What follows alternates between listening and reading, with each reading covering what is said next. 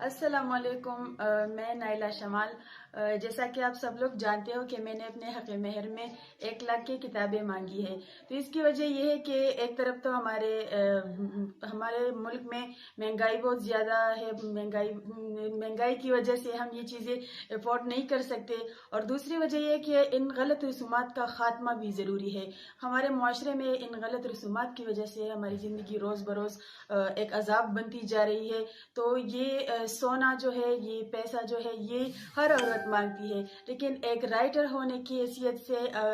میں نے کتابیں اس لیے مانگی ہے کہ اگر ہم کتابوں کی قدر نہیں کریں گے تو ہم عام لوگوں سے اس کی قدر کی توقع کیسے کر سکتے ہیں۔ تو میرے اس حق مہر مانگنے کی اصل وجہ یہی ہے کہ ہمیں خود کتابوں کی قدر کرنی چاہیے، تاکہ دوسروں کو بھی ہماری نصیحت پہ عمل کرنے کا ہم کہہ سکیں۔